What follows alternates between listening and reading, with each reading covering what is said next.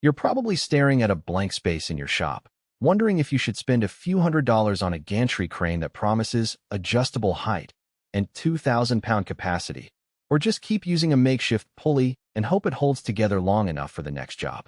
The hesitation is real. Those big metal frames can dominate a floor plan, and if you pick the wrong one, you end up with a piece of equipment that's either too cumbersome to move or simply can't lift the loads you need day after day. I've spent the last few weeks walking through a couple of small fabrication shops and a warehouse that already uses a Vestil AHS 21014, so I know what the decision looks like when you're weighing reliability, ease of use, and whether the price actually matches the value you get. Link is in the description if you want to check the product details on Amazon. First off, let's talk about what makes a gantry crane useful in a real workshop. The core job is to lift, position, and lower heavy items, think steel plates, motor housings, or large assemblies, without having to wrestle with a forklift every time.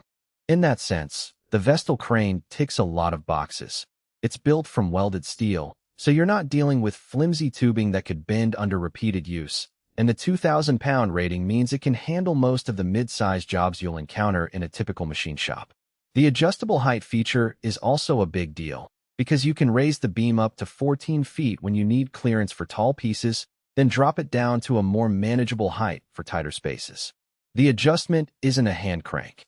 You use a fork truck or any overhead lifting device you already have, which means you don't need a special tool just to change the height.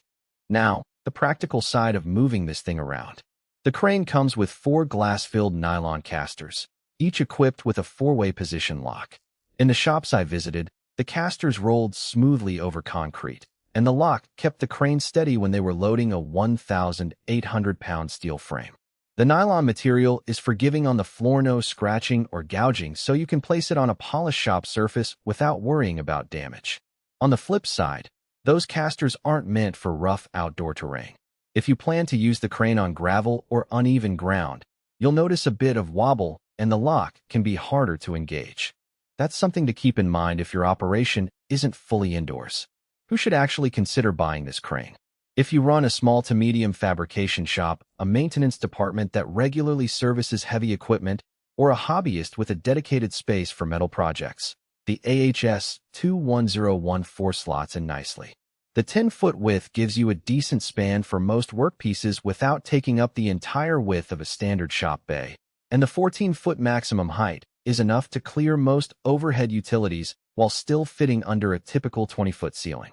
The price point sits in the mid-range for gantry cranes. Cheaper models often skimp on steel thickness or have plastic components that wear out quickly, while the high-end options add motorized hoists that many shops never actually need. For a shop that already has a fork truck, this crane lets you leverage that existing equipment instead of buying a separate lift. If, however, you're a contractor who needs to move heavy loads from site to site on a daily basis, this might not be the best fit. The crane's casters lock well on smooth floors, but they're not designed for the kind of rugged, uneven terrain you'll find on a construction site. You'd probably want a model with pneumatic tires and a more robust travel system. Similarly, if you only ever lift loads under 500 pounds, the 2,000-pound rating is overkill, and you might save money by opting for a smaller, lighter-duty gantry. One hidden trade-off that shows up after you've taken the crane home is the need for a reliable overhead lifting device to adjust the height. The crane itself doesn't have a built-in hoist, which keeps the purchase price down, but it also means you have to be comfortable using a forklift or a dedicated overhead crane to raise or lower the beam. In the shops I observed, the staff had a small fork truck on standby, and they could change the height in a couple of minutes. If you don't already have that kind of equipment, you'll need to factor in the cost and space for a forklift or a portable hoist. That's a practical consideration that's easy to overlook when you're just looking at the headline specs. Another point worth mentioning is compliance. The unit meets the CMAA and ANSI standards that govern industrial lifting equipment. In practice, that translates to peace of mind during inspections. You won't have to scramble for documentation or worry that the crane will fail a safety audit.